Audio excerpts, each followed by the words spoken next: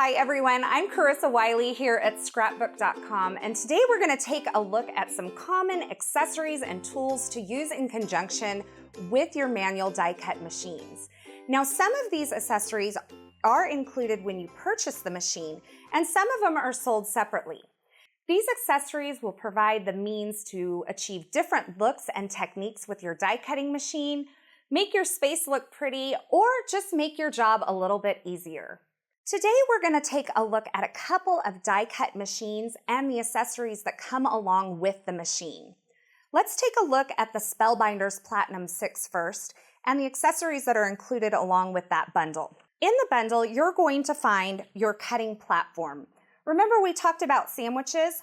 All die cut machines work in the same way in that you build a sandwich to create the pressure needed to press the die into the paper and create a die cut. But some of these sandwiches are built a little bit differently depending on your machine. So you'll want to make sure that you refer to the manufacturer's instruction book in order to build your sandwich. Now, I love that a lot of these platforms are coming with the recipes for your sandwiches right on the platform. So you know when you're trying to achieve a die cut or embossing, you have your recipe readily available on the platform. In addition to the standard cutting platform that comes with the Platinum 6, you'll also have your two cutting pads. These two clear cutting pads come standard with the Platinum 6, and you will be able to create your die cuts using these. Now, in addition to the cutting plates that you're going to use for die cutting, you'll see a couple other mats that are included with your Platinum 6. We have our embossing pad here and our tan embossing mat here. Now, they kind of sound like they're the same thing, but they actually do different things. And the nice thing about this is this tan embossing mat is also available separately and can be used in conjunction with other die cut machines. And I'll show you that a bit later. This embossing plate here is used to press embossed lines into your die once you've already die cut it. So you would run it through your die cut machine and cut your shape. And leaving the paper in place, you would rebuild your sandwich using the embossing plate, and that will press some embossed lines into your die cut. These embossed lines are included on a lot of the Spellbinders dies that you'll see. So not only do they cut, but they emboss, adding a little bit more detail to those die cuts that you're creating. This tan embossing mat is one of my favorite tools for die cutting. This will allow you to turn any standard die into an embossing tool. Next, let's have a look at the Sizzix Big Shot. It will come with the standard multi-purpose cutting platform with the various tabs for different techniques. And when you purchase the Sizzix Big Shot at Scrapbook.com, it also will include the Ocean Sparkle cutting pads. Now, these are by no means all of the accessories that are available on the market. Sizzix also manufactures a couple of different magnetic platforms and precision base plates, which I happen to like to enhance my die cutting experience. And as you move on into the die cutting world, these may be tools that you want to add to your die cutting collection. Let's have a look at a different kind of platform that's available on the market. Now, this platform is special in that it allows you to create a letterpressed look. This letterpress platform from We Are Memory Keepers is about the same depth as your standard multi-purpose platform or your cutting platform from Spellbinders, and this is compatible with most standard die cut machines on the market. This allows you to press letters into your paper, creating a home letterpress look. You can use this in conjunction with inks that coordinate or by itself to create beautiful projects.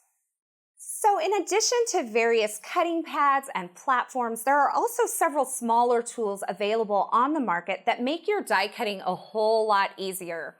Now, these specific tools are available from different manufacturers, and really it's just a matter of personal preference. So let's have a look. We have a couple of different die brush tools here. This is the Spellbinders Tool-in-One along with the Sizzix die brush. These two brushes achieve the same thing. They're used for ejecting small pieces of paper that may have been stuck inside of your wafer-thin dies after die cutting.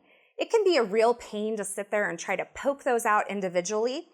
So you would use this to roll over your die and eject those small pieces of paper. Now, in addition to serving as a die brush, the Spellbinders Tool-in-One also has a nice paper piercing tool at the end. But that's not it. This tool is interchangeable so that you can use it for various projects around your craft room.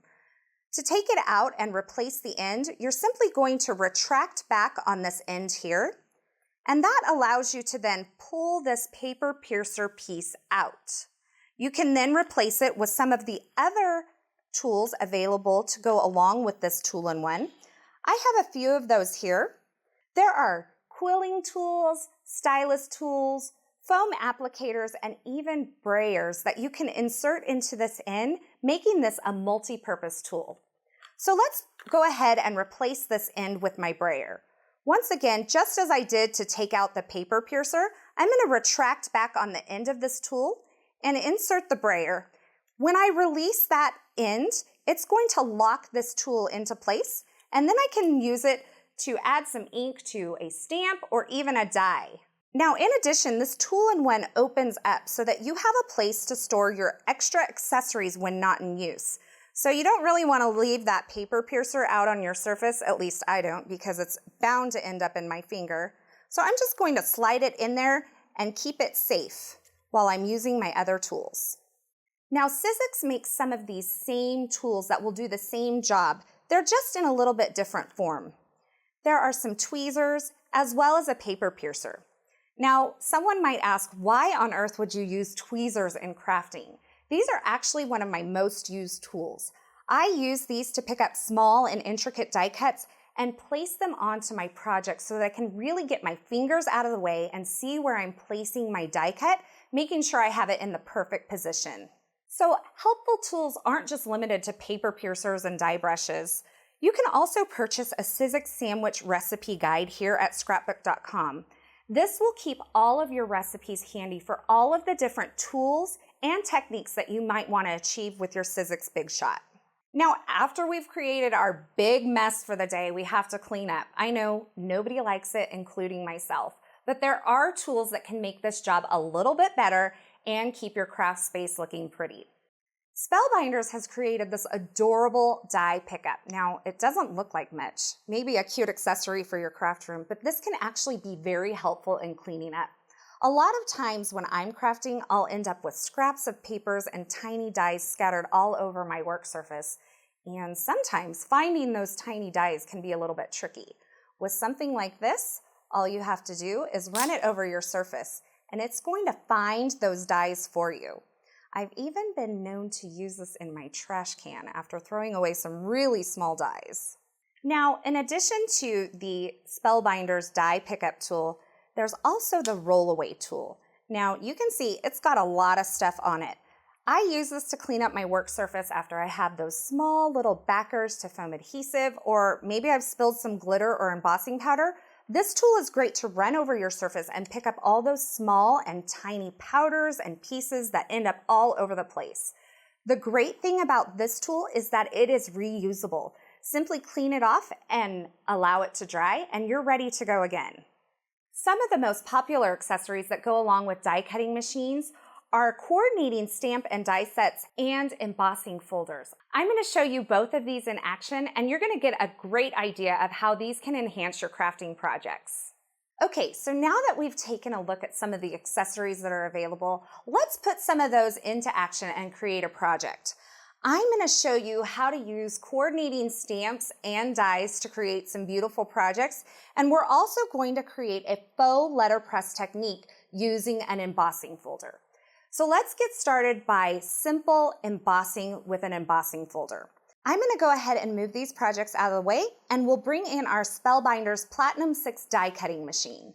One of my favorite features about the Spellbinders Platinum 6 machine is its compact folding design. In order to use this machine, you're going to want to open up the platform so that you have your full platform space available. Otherwise, you can't go through. We're going to build our die cutting sandwich. This Spellbinders platform has all the information we need to build our sandwich to create with an embossing folder, and that's located right up here on this upper right-hand corner of the platform. Now it tells us to go ahead and place our platform, our embossing folder, and then our standard cutting pad. Let's have an up-close look at this embossing folder. An embossing folder is a plastic tool that you can use in conjunction with your die cut machine to create embossed textures on your backgrounds. This one happens to be from Tim Holtz. It's the Tim Holtz Alteration Texture Fades Embossing Folders. Other manufacturers will just call these plain embossing folders. They all do the same thing. You'll notice when I open this embossing folder up, there are some raised areas on one side and there are some recessed areas on the other. These raised areas are going to press into the paper, and the recessed areas are going to allow that paper to get enough pressure to create an embossed texture on your background. These are simple, easy, and inexpensive tools to add to your die cutting collection that can take a plain piece of cardstock and make it really special. So let's just do some basic embossing with this. So I'm just going to take this embossing folder and I'm going to put a plain piece of cardstock. Now this actually has a little bit of texture to it already. It's okay, it's going to work just fine. But you can use a non-textured cardstock for this as well. So I'm just going to fold this up into my embossing folder, just like that. Now this paper is sandwiched between the two layers of this embossing folder. Now, as I mentioned before, we're just going to build our embossing folder sandwich.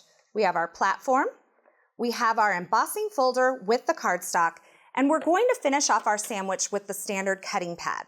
Once we have that all into position, we're going to go ahead and run that through our die cut machine. So now I have this pulled out of my machine, and when I open this up, I see that there's a beautiful embossed texture on my background. Like I said, this is an easy and inexpensive way to step up a plain piece of cardstock and add a little bit of texture to your card making, scrapbooking, or planner projects. If you're finding you're not getting enough pressure to achieve the look that you're going for, if you want a little bit deeper embossing, go ahead and try adding a layer or two of cardstock behind it. This will act as a shim and increase the pressure and the depth of your embossed image. Now let's take a look at a faux letterpress technique. This kind of seems a little more advanced, but it's really as simple as just adding a little ink to your embossing folder to create a faux letterpress look with your embossing folder. So I have my embossing folder opened up here. My textured side is up, so this is the raised portion. This is the recessed portion over here. I'm going to go ahead and take a couple of different colors of some aqua colored inks and apply them to the raised portion of my embossing folder. When I run this through my die cut machine, it will leave me with the ink pressed into that texture on the paper. The important thing to remember as you're doing this is that you don't need a lot of pressure when applying your ink. You're simply going to tap over that raised area, not a lot of pressure at all, and just make sure you cover all of that raised area. Now I'm adding a little bit of darker ink up towards the top of my embossing folder, and in order to create an ombre effect, I'm going to add the lighter ink towards the bottom of my embossing folder. Now, don't worry about contaminating your ink pads here. These inks are similar enough in color that you shouldn't have any problem with transfer from one to the other. So once I've thoroughly inked up my embossing folder, I'm going to place my paper inside the embossing folder. And this is very important that you make sure that it doesn't shift during this next portion. So I'm going to close that down and I'm going to hold it closed, and then I'm going to run it through my Spellbinders machine again. This is going to leave me with that ink pressed into the paper and create a faux letterpress effect. So once again, I'll just place my embossing folder on top of my platform, and I'll finish off my sandwich with a standard cutting pad and run that through my die cut machine.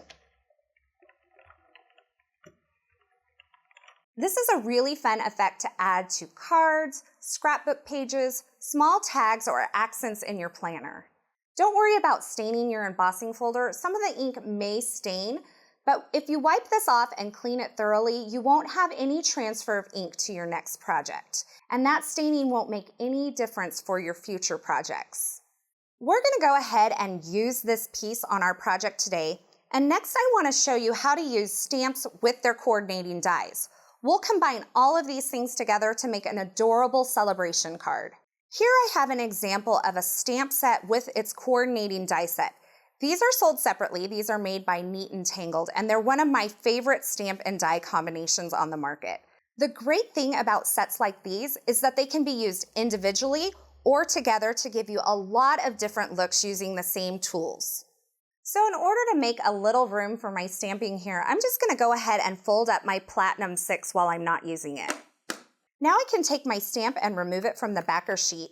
Because this is a clear stamp, I'm going to need an acrylic block along with it. So I'm just going to lay that on my surface and use my acrylic block to pick that stamp up.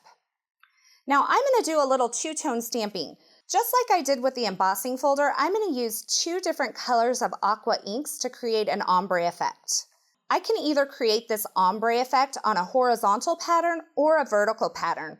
I'm going to go ahead and use the vertical method here. So I'm going to ink up the upper portion of the stamp with the darker ink. And then I'll come in with my lighter ink and ink up the lower portion. Now, just like we said with the embossing folder, these colors are similar enough that you shouldn't have problems with contamination. Now, if you were using a yellow ink with a red, you might want to be a little more careful when you're doing this technique. Now that I have my stamp inked up, I'm going to go ahead and just press it onto some smooth white cardstock.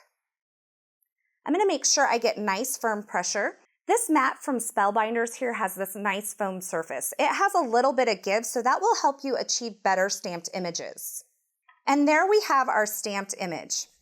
Now, I can stamp this directly onto a project, or I can use the coordinating dies along with it to create a beautiful stamped and die cut combination. And that's what I'm going to be doing today.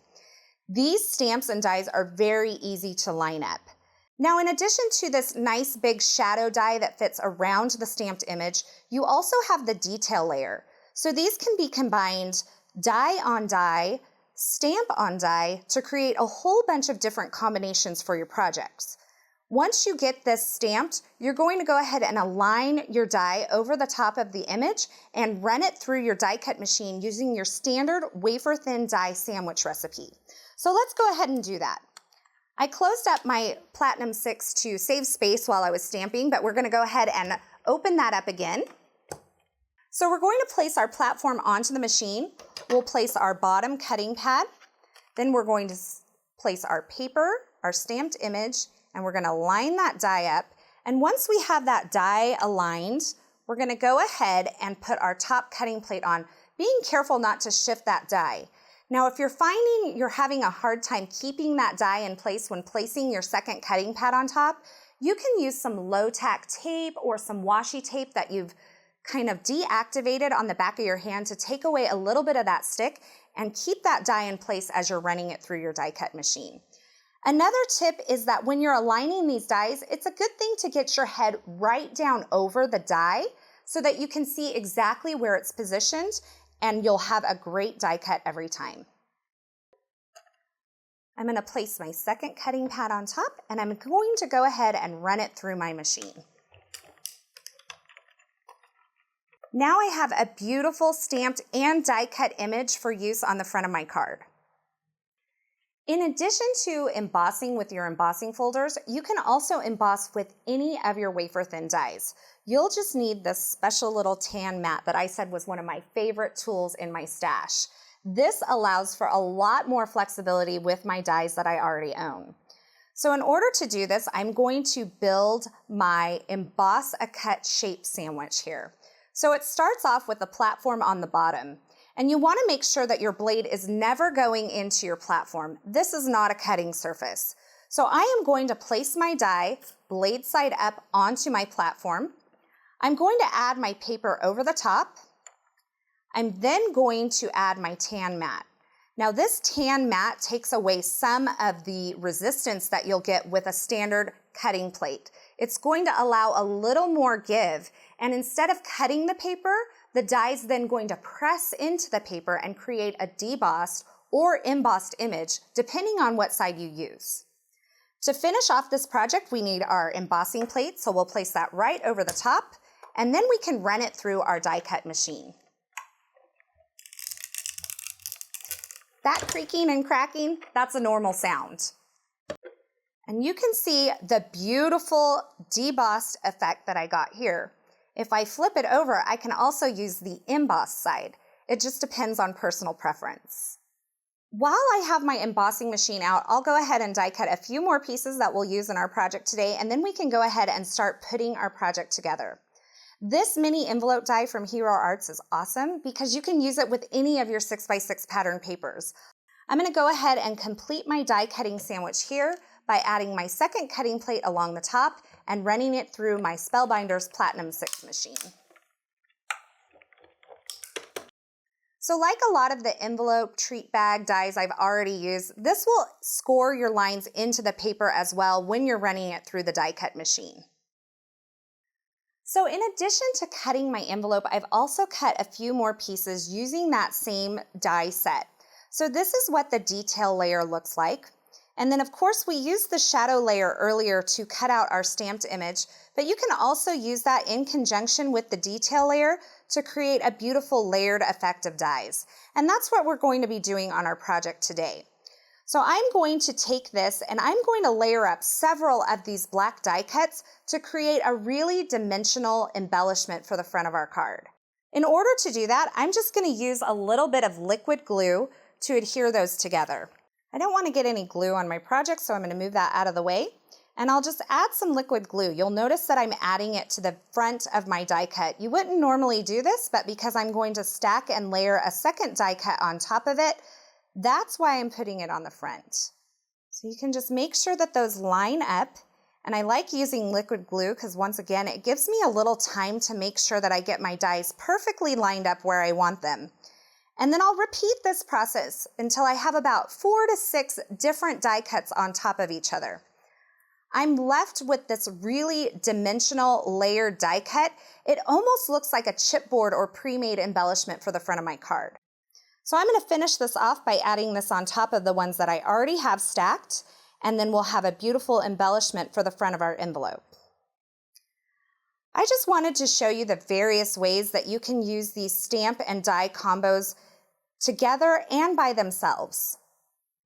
So now you can see I have this really deep, beautiful die cut embellishment. I'm going to go ahead and layer that on top of a vellum shadow, and this will all go directly onto my envelope. It's a quick and easy way to embellish this beautiful little envelope that we're going to create. You can see how nicely this layers on top of its shadow image. Just press that into place and we'll give it a moment to set up, and then we can put it directly onto our project. So as I mentioned before, as you run your die through the machine, you're going to be left with your score marks in place. So all you have to do is reinforce those fold lines and put your envelope together. Now I love this envelope because it creates this little notch for you where you can just tuck in the tab here, and the envelope is sealed and closed. You don't have to use any adhesive on this envelope to keep it together. And what we'll do is we'll just add a little embellishment with some glitter paper here underneath that. We'll tie it off with some twine and finish it with some sequins, and we have a quick and easy but adorable envelope. Just going to use some scissors here to trim down that glitter paper. I'm also just going to add a little bit of liquid glue along this to hold it onto the glitter paper. If you're finding that your adhesive is not holding on to the glitter paper, go ahead and try a stronger adhesive. I'm going to position that right on there and just press it down to allow it to set up. Hold that in place for a couple of minutes, or you could add something like a clear acrylic block on top of that to hold it in place while it sets up. And I'll just do that while I add the twine to my envelope. Just going to take off a long length of twine. I'll wrap it around my envelope a few times here, and then I can just tie it in a simple bow. So once I have my bow tied and in place, I can go ahead and grab my embellishment that I created here using just some glitter paper and die cuts, and I'm going to go ahead and adhere it onto the front of my envelope. So we'll just leave that to the side and we'll add this whole embellishment on here using a little more of this Nuvo liquid adhesive. Position that onto the front of our envelope. You can finish it off with a few of these neat and tangled sequins as well. I think that makes for a fun embellishment. And I like to use the Ranger Multi-Medium Matte Finish to adhere my sequins onto my project. I find that if I use that medium, that if it squishes out, I don't have any shiny mess behind it. Now let's put together our card project. So I have my stamped and die cut image here, and I have this same size image cut out of some vellum. I'm gonna go ahead and layer those up. I'm just gonna stagger that just a little bit to create a little extra dimension and help it kind of pop off the front of my card. This vellum layer will mute anything that's behind it and help this sentiment really stand out. So we'll just kind of offset it just a bit there. We'll adhere that in place. I'm going to add a strip of this pattern paper along the side of my card front. I have cut my card front down to measure 3 3/4 by 5.5 inches. And I'm going to add both some pattern paper and some glitter cardstock to kind of dress this up a little bit and make it feel really festive. So I'll start by adding the glitter cardstock onto my patterned paper here. This adorable and colorful pattern paper is from the Pink Paisley Turn the Page 6x6 collection. That's also what I used for the envelope that I created. So once I have that in place, you can see I kind of avoided this little tear away edge that comes on most pattern papers. I'm just going to adhere my card front on top of that. I'll use some strong tape runner adhesive along that edge. Put that into position. And then I can trim off any of the excess with my scissors. Now you can put this on using some regular tape runner adhesive, but I like for this to stand out, so I'm going to use a little bit of foam adhesive to adhere this onto the front of my card project. So I'll just add a few of these foam adhesive squares to the back of my stamped piece here. Before I adhere this down onto the card project, I will use a little bit of twine. This is some We Are Memory Keepers So Easy twine. These are some really nice thin baker's twine that you can add to your project. They'll add an adorable accent without adding too much bulk. So I've wrapped it around a few times and then I'll just tie a simple bow. There we go. That bow should sit nicely right above my stamped image here. And I'll go ahead and adhere that down. I'll remove the backer from my foam tape and apply that onto my card project. All right, so now that I have my card front put together, I'll go ahead and add some tape runner adhesive along the back. And I'll add this on to a pre-made Hero Arts white card base.